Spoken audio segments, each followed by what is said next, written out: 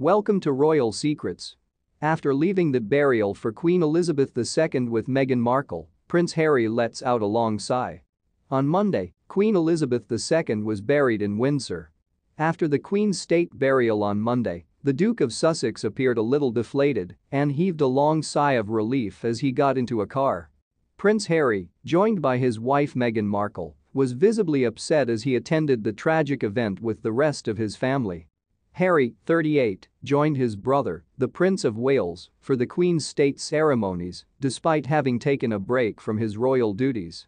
The Queen's coffin was being removed from Westminster Hall, in the centre of the Palace of Westminster, where she had been lying in state, as Prince William, wearing his RAF No. 1 uniform, and Prince Harry, wearing formal funeral attire and medals, marched slowly behind their father, King Charles III. The brothers' cousin Peter Phillips, the Princess Royal's son and the eldest grandson of the Queen, had accompanied them as they travelled to the monastery.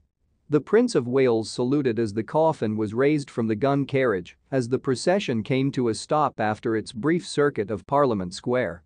His brother, meanwhile, bowed his head.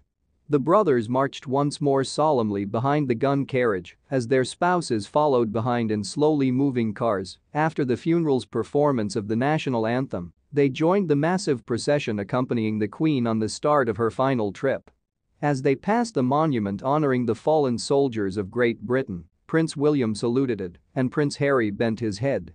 Following the casket into St. George's Chapel, Prince William and Prince Harry walked side by side as they arrived in Windsor. Kate and William advised taking on the US challenge because the American issue has to be dealt with. Later this year, Boston is anticipated to host a visit by Prince William and Kate, the Prince and Princess of Wales. The Duke and Duchess of Sussex's popularity in the US has prompted calls for Kate and Prince William to visit in order to safeguard the royal family from any harm. In her upcoming book, Camilla, Duchess of Cornwall. From outcast to Queen Consort, royal biographer Angela Levin examines the firm's options in relation to its relationship with Meghan Markle and Prince Harry. The next king and those closest to him should increase their presence across the pond, according to a source quoted in an excerpt from the book that was published by the Daily Telegraph, according to Ms. Levin. The Sussexes are more well-liked in America than in the UK, which might harm not only Charles and Camilla, but also the entire monarchy, they informed the author. Dealing with the American problem is necessary. The Cambridges must visit the US to demonstrate who the true stars are. King Charles and the Queen Consort will also. Just a few days before they resigned from the firm as its working members in late March 2020, the Duke and Duchess of Sussex moved to the United States. Meghan and Harry purchased a mansion in the celebrity-studded neighborhood of Montecito, Santa Barbara, after spending a few weeks as Tyler Perry's guests at his house in Los Angeles. TV hosts Oprah Winfrey and Ellen DeGeneres, together with actors Orlando Bloom and Katy Perry, are now neighbors of the Sussexes. The company Meghan and Harry founded in the US is called Archwell, and it consists of a non-profit foundation, as well as audio and video production powerhouses. Meghan and Harry have also forged alliances with other organizations, in addition to their multi-year contracts with the two leading streaming services, Netflix and Spotify. The Duke is now BetterUp's Chief Impact Officer, as it was revealed in early 2021.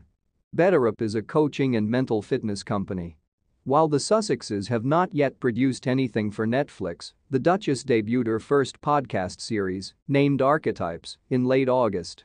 This show, which has Meghan facilitating discussions on language that limits women, has gained popularity and topped Spotify charts in a number of countries, including the US and the UK. There are 12 episodes in all, which are released weekly. The play was put on hold after Queen Elizabeth II passed away on September 8.